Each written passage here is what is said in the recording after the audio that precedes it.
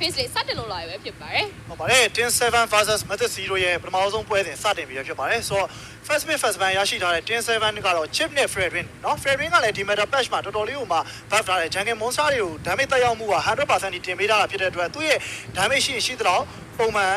damage တိုင်းထွက်နေမှာပေါ့နော်ဘာမှ short ချထားခြင်းမရှိဘူးတစ်ဖက်က Method 0အရာပြန်ပြီးကြည့်မယ်ဆိုရင်လည်း Harry နဲ့ကျူရှင်းလေးတော့ပြန်ပြီးဘန်းထားတယ်ဗျဟုတ်ပါတယ်ခုလိုမျိုးဒါ single target counter တွေ solve နေတယ်ပေါ့နော်ဒီ meta မျိုးမှာပြန်လဲပြီးတော့ဒီ Fredrin တို့လို utility channel လာရင်ပြန်လဲပေါ်ထွက်လာအောင်လည်းပြင်တွေ့ရတယ်ပေါ့နော်ကဲအဲ့တော့လောလောဆယ်ဒါ team 7နေတဲ့နောက်ဆုံး last banning လေးကိုပြီးတာကိုရွေးချယ်ထားပါတယ်ဟုတ်တယ် Hilda လေးပြန်ပြီးပိတ်ထားလိုက်ပြီဆို Method C ဒီချိန်မှာတော့သူတို့ရဲ့တပ်ပန်းကအင်မတန်မှအရေးကြီးရယ်တစ်ဖက်က Tin 7 first pick ကိုလူချင်းရဲ့ hero သူတို့ကောင်းကောင်းမွန်မွန်ပိတ်နိုင်မှသာလေ draft ကတော်တော်လေးအဆင်ပြေပါဗျာဆိုတော့ Method C အနေနဲ့ဒီချိန်မှာရွေးချယ်စရာတွေအများကြီးပဲ Granger က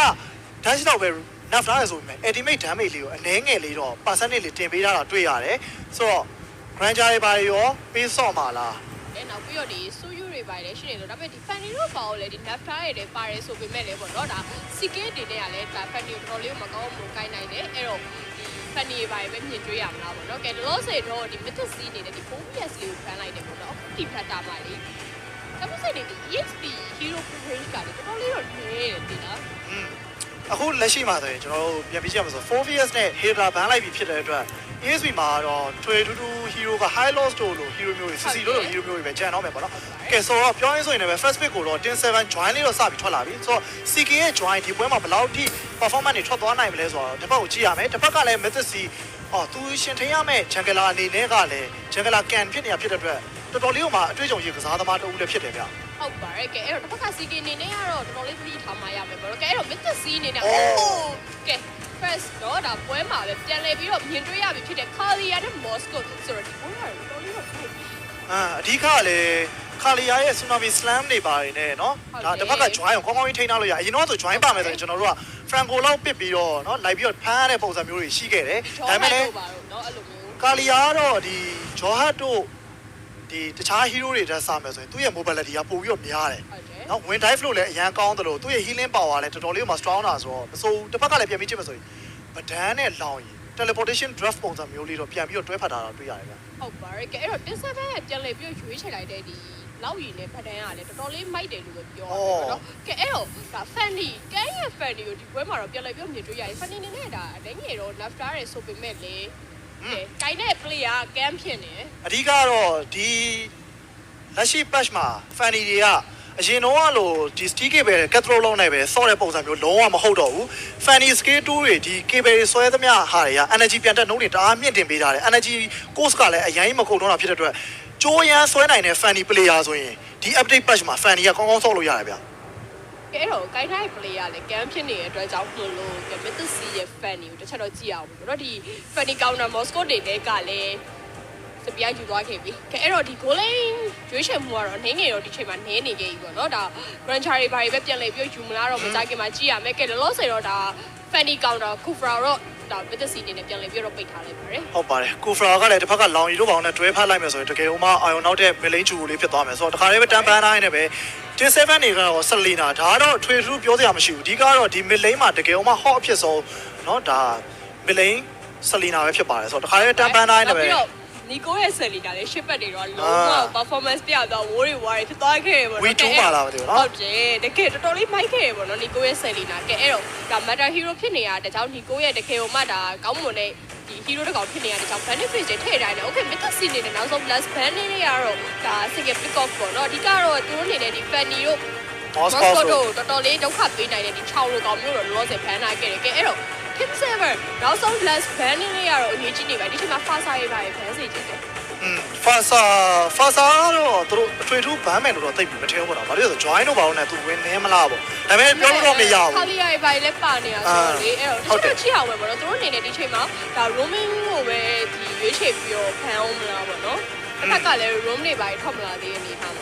ာဟုတ်တယ်အဓိက Kalia ကတော့ ESP သွားဖို့ chance ကတော့တော်တော်လေးများတယ်ပေါ့နော်။ Kalia နဲ့ဗဒန်းနဲ့သွားပြီးတော့တွေ့မလား။အော်သူတို့ကတော့ Kalia ကို Roma ဖြစ်သတ်မှတ်လိုက်ပြီးတော့ CCD ကိုပဲစပြီးဘန်းထားတယ်ပေါ့နော်။ဟုတ်ပါတယ်ကဲအဲ့တော့အဓိကကတော့ဒါတစ်ခါမှလည်းဒါဗဒန်းနေပါနေရတယ်ကြောင့်ဒီ CC ရဲ့ဒီဗီဒီယိုတွေကဒါအာရုံတော့တယ်ပေါ့နော်။ အဲ့တော့မသက်စီးနေနဲ့ပြန်လေပြီးတော့ရွေးချယ်ရမယ်ဒီချိန်မှာမလိန်ကြံအောင်မယ်နောက်ပြီးတော့ဘူရဲရဲ့ room ကကြံနေအောင်မယ်အဲ့တော့မလိန်နေနဲ့ကတော့ရွေးချယ်စရာတော့များတယ်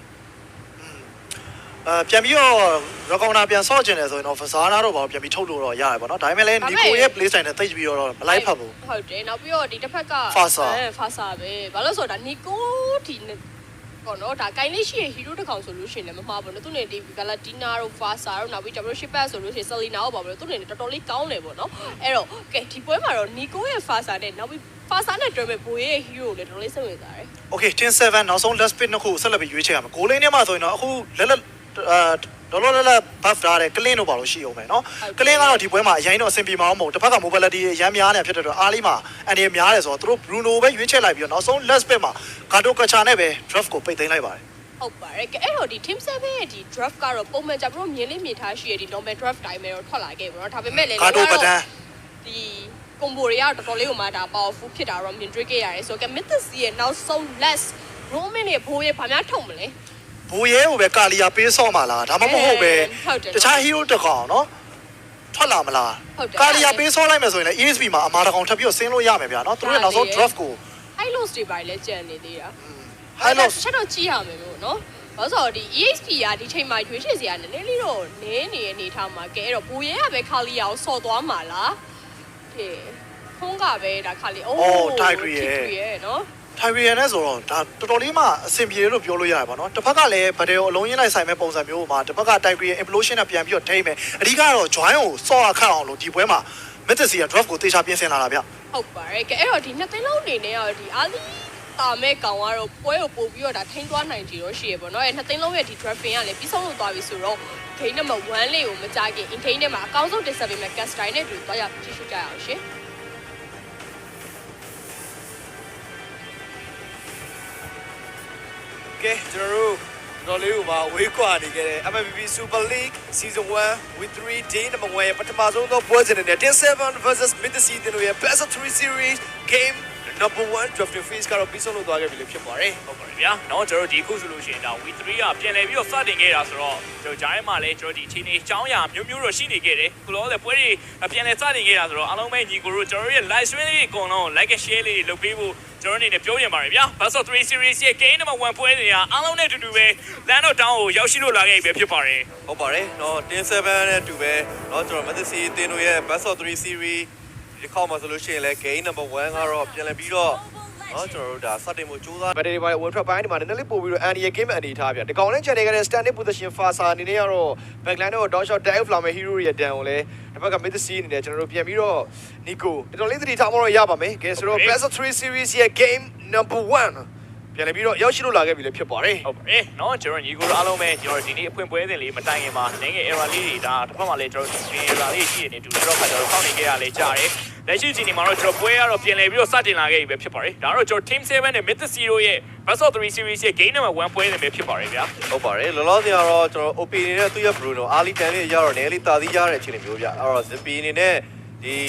GoPro ကိုစားဖို့အရင်တော့မလွယ်ပြီးတော့ Cam fan တွေကလည်းမကြည့်ရတာလေးကနည်းနည်းလေးတော့ကြာတော့ကြာနေခဲ့ပြီဆိုတော့ Cam fan တွေကိုလည်းကျွန်တော်ပြန်ပြီးတော့တွေ့ရုံပဲဒီမှာလည်း Tether Strike လေးတော့ပြီးရသေးရဲ့ဗျာ Ali Game ကတော့ဂျန်ဂလာတွေရဲ့ဒီပတန်ယူရအပိုင်းအနေနဲ့တူပဲသူတို့ရဲ့ level 4စုဆောင်းမှုတွေကြောင့်မလို့ဒါဒီတွေ့မှုကတော့ရှိမှလည်း Yuki ကတော့မကြသေးဘူးဗျာနော်နည်းနည်းလေး ADS နိုင်တယ်ဆိုတော့ကျွန်တော်တို့ Ali Game match ပိုင်းကိုစပြီးတော့တွေ့ရမယ်ဗျာတစ်ဖက်ကလည်း OP Champions နဲ့2-1လေးတော့ပြန်သွားပြီးတော့ဖြစ်နေတယ် Moscow နဲ့ Speed ရော Mystery Touch နေတဲ့ Academy မှာတန်ပေါက်အချိန်မီလေးပဲရောက်လာသေးရဆိုတော့ Ali Game ဒီနေ့ match ပိုင်းမှာတော့ကျွန်တော်တို့အရန်ကြီးကွာနေရမျိုးတွေသူတို့နဲ့တင်းတင်းရစပြီးတော့တာတာမျိုးလေးတွေအရန်ကြီးတော့မတွေ့ရသေးဘူးကိုရီရှင်းမှာကျွန်တော်တို့ mention လုပ်ခဲ့သလိုပဲ first starting fight ခုပဲသူတို့အနေနဲ့ပို့ပြီးတော့ဦးစားပေးရတဲ့သဘောပဲဗျာဟမ်မဲဗျာကျွန်တော်တို့ဒီ gang game တွေလှုပ်ချင်နေဆိုရင်တစ်သိန်းလုံးကတော့ save အနေထားတစ်ခုပဲပြန်ပြီးတော့သွားထားတယ်သူတို့ကျွန်တော်ဒီရှင်းမှာ mention လုပ်ခဲ့သလို Mythos အနေနဲ့ဒါ Ali Game gang game တွေကတော့အများကြီးပို့ပြီးအားသာတယ်တစ်ဖက်ကလည်းကျွန်တော် team 7အနေနဲ့ပြန်စီပေးထားတာဆိုတော့ ultimate ရသွားတဲ့အတိုင်းပဲတစ်ခုတော့ပြန်လဲဆောင်သွားမယ်ဘိုးရဲ့ ultimate တာရသွားမယ်ဆိုလို့ရှိရင်လည်းဒီ first starting team 5မှာ Mythos အနေနဲ့အများကြီးပို့ပြီးအားသာနိုင်တယ်ဗျာတစ်ဖက်မှာလည်းကျွန်တော်ဒီကျွန်တော် crowd control တွေအများကြီးရှိရပါတော့ Yuko တို့ကျွန်တော် CK တို့ dash လို့ရှိရင် backline control တစ်ခုမှာ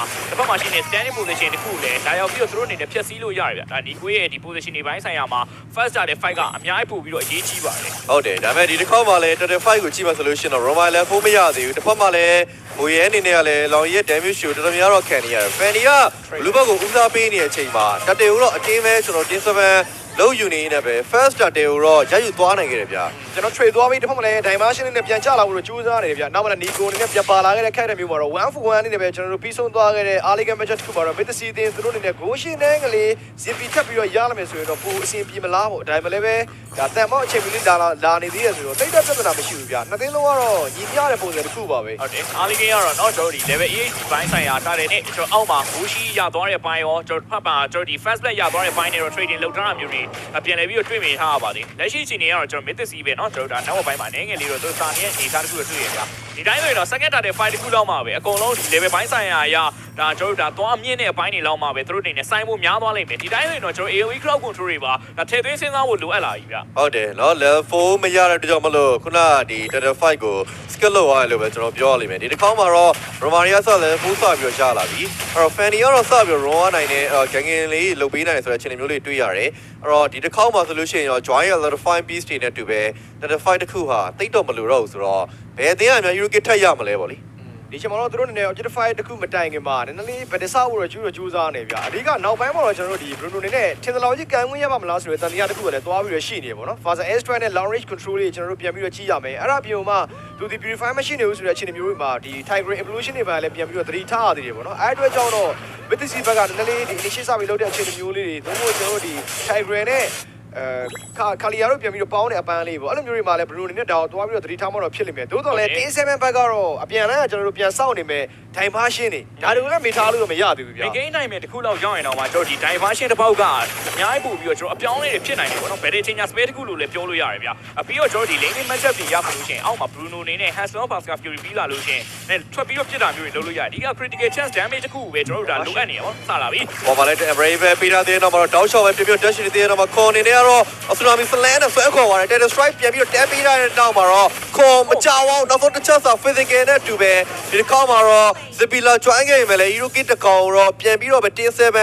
ရောက်တော့ယူထားသေးရဗျာတသိန်းစလုံးအတူညီတဲ့ပုံစံတစ်ခုနဲ့သူတို့ရဲ့ draft တွေသူတို့ရဲ့ဒီနေ့မချက်ဘန်းတို့ကျွန်တော်တို့ဆက်ပြီးတော့သွားနေရမျိုးလေးတော့တွေ့ရတယ်ဒီကနေ့ first target တော့တစ်ဖက်က Mid Season နဲ့ Hero Kit ပြန်ယူခဲ့ဆိုပေမဲ့ဒီချိန်မှာတော့ second target မှာ T7 သူတို့နဲ့စပြီးတော့ဂိမ်းတစ်ခုပြန်တော့ပြလိုက်တယ် 2v1 တော့မပြီးကြတော့ fan နေတဲ့ can ပြန်ပြီးတော့ K-Bell လေးဆွဲပြနေတဲ့အခိုက်အတန့်မှာတော့ Mid Season ပြန်လည်ပြီးတော့ forward သွားခဲ့ပါပြီငယ်လေးကသေးလေးတကောင်တော့သူတို့ရအောင်ပဲဆွဲစားခြင်းပဲကျွန်တော်တစ်ဖက်မှာတော့ကျွန်တော် OP ဘူရှိလေးတော့ပြန်ခွာဖို့တော့သူတို့ပြန်လှုပ်ထားပါသေးတယ်လက်ရှိအချိန်ကြီးကတော့ကျွန်တော်ပွဲကနေငယ်လေးအေးဆက်တယ်ကျွန်တော်မြင်နေခဲ့တာက 5v ဒါပြန်တီးတာမျိုးတွေမြင်တွေ့ခြင်းခဲ့တာပေါ့ဗျာဒါပေမဲ့နှစ်သိန်းလုံးက first target တွေရော second target တွေရော trading လုပ်ထားတယ်ဂိမ်းကနေနေပဲသူတို့ပြန်လှုပ်ထားပြီးတော့လှုပ်ထားပါသေးတယ်အဲ့တော့ item ဘိုင်းရဆိုရင်တော့အောက်မှာတော့ကျွန်တော်ကွာချောင်းမှုရှိတယ်ဗျာအောက်မှာ has lot ချောင်းပြီးသားလို့တစ်ဖက်မှာလည်း has ကျွန်တော်ဒီ crossing site တွေပဲပြီးနေပြီ Moscow ဒါ mass plan trinity 3ချောင်းပြီးသွားမယ်ဆိုလို့ရှိရင်အချိန်တစ်ခုတန်လို့ရှိရင်တော့ကျွန်တော် online ဖြစ်လာဖို့တော့များပါတယ်ဟုတ်တယ်เนาะ item ဆန်ရတယ်ကျွန်တော်တို့ဒါကြည့်မယ်ဆိုလို့ရှိရင်တော့ golina တွေရဲ့ item တွေကတကွာစီစပြီးတော့ပြီးနေဗျာနောက်ထပ်ဒါဒုတိယမှာတကွာလောက်ဆိုလို့ရှိရင်တော့ combination လေးမရနိုင်တဲ့လည်းပါလဲ tsunami slam တွေ Data strike တွေပြီးမယ်လဲ purify နဲ့အသာလေးပြန် forward လုပ်တဲ့ fix grab မှာ AOG ပြန်သုံးခဲ့သူနောက်မရှိနေတဲ့ Nico air strike တွေကြားမှာ Rose Light ကပြန်စေထားသေးတယ်ဗျာ 3 man ဆိုတော့ Tiger တစ်ဖက် fish crew နဲ့ brand တော့ချုံခတ်တဲ့ damage ကြားမှာတော့ OP အောက်မှာတော့ပြန်ချခဲ့မှာပိုရောစီးရတဲ့အဆုံးတန်နေပဲ1 for 2 trade တစ်ခုပေါ်တော့တစ်ဖက်ကလည်းနောက်ကလည်း diversion နဲ့အတူပဲ Mid Season ရဲ့ backline ကိုတော့ထက်လာဖို့တော့ရှိနေခဲ့ပါသေးတယ်ပြီးသေးဘူးဒီချိန်မှာကန်အနေနဲ့ down shot ပြန် fall သွားရင်တော့မှာတော့လွတ်မြောက်သွားသေးတယ်ဗျမြင့်မချနေတဲ့အချိန်မှာချက်ချင်းလိုလာ join နေရတခု team 7 အနေနဲ့ကောင်းကောင်းအပြတ်လုံးနိုင်လို့ပဲပြောရပါမယ်နောက်ပါလဲ down shot ဆိုပဲ speed သွားပြီး stand နေနောက်မှာကန်ပြန်ပြီးတော့ဝင်လာခဲ့နေနေပဲ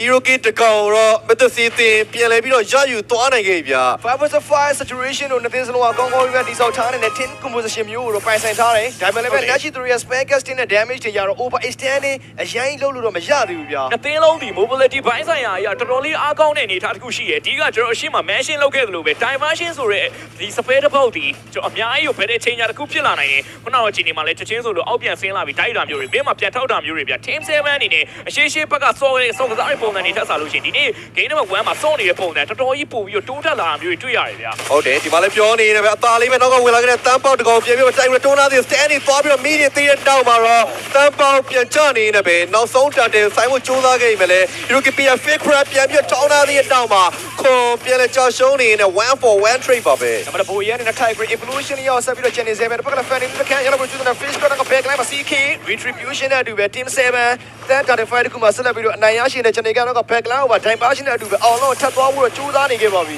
နောက်ပါလဲ Zippy အသာလေးပဲပြန်ပြီးတော့ forward လုပ်ထားသေးရဆိုတော့ဒီတစ်ခေါက်မှာ overstanding လုပ်ဖို့စူးစမ်းခဲ့တဲ့အရာတစ်ခုကတော့မအောင်မြင်သွားဘူးလို့ပဲပြောရမှာဗျာ ကျွန်တော်ပုံမှန်တမယိုးချနီနီနဲ့ကျွန်တော်စဉ်းစားကြည့်မယ်ဆိုလို့ရှိရင် Fanny ဒီတကယ်ကိုကျွန်တော် banner ထဲမှာ powerful ဖြစ်တဲ့ hero တစ်ကောင်များဒါပေမဲ့ဒီမတာမှာလည်းကျွန်တော်တို့ Mythic Scene နေနဲ့ဒီတစ်ခေါက် drop pit မှာ Fanny ကိုရခဲ့တယ်ဒါပေမဲ့ဆုံးကို solve play style နေလည်းအဆင်ပြေခဲ့ဆိုပေမဲ့နောက်ဆုံးပါတယ်3ချိန်မြောက်မှာ team 7အနေနဲ့ပြန်လည်ပြီးတော့သိမ်းပိုက်သွားတယ်ဗျာဒီချက်ကိုကြည့်ချင်းအပြင်ကျွန်တော် team 7ဒီကျွန်တော်နောက်ချိန်ထွက်လာမယ် first law timing နေမှာဆိုလို့ရှိရင်တော့ပို့ပြီးတော့ Mythic Scene ကို pressure ပေးလာနိုင်တော့မှာပါ အားလေးကမှချက်ပိုင်းနေမှာ first to the final နဲ့ပြန်ပြီးတော့လဲလှယ်ခဲ့တဲ့ပုံစံလေးတွေကောင်းတယ်ဘလူးသွားပြီးသူတို့အနေနဲ့ choice လုပ်ခဲ့တဲ့အရာလေးတွေကောင်းတယ်ဆိုပေမဲ့ ZP အနေနဲ့အခုချိန်မှာစပြီးတော့သူ့ရဲ့ lane pressure လေးကိုစပေးရမယ့်အခြေအနေတခုပြန်ရောက်လာတယ်ပေါ့နော်ဒါ front line control ကိုပြန်ပြီးတော့ကြည့်မယ်ဆိုလို့ရှိရင်လည်း AOG တိတ်မထွက်ခဲ့တဲ့ team 7 front line ထက် Mythic Scene ကနည်းနည်းလေး damage ပိုင်းရပိုများခဲ့တော့လေနောက်ပိုင်းဒါ SD ပြောခဲ့လို့ပဲဗတ်ပြန်ပြီးတော့အဆုံးသတ်မှာတော့သူတို့အနေနဲ့ damage ပိုင်းရလိုအပ်နေသေးပဲဆိုတော့ ZP နည်းနည်းလေး damage ထွက်လာမယ့်အခြေအနေတခုကိုတော့ထပ်ဆောက်အောင်ပဲဗျာဟုတ်တယ်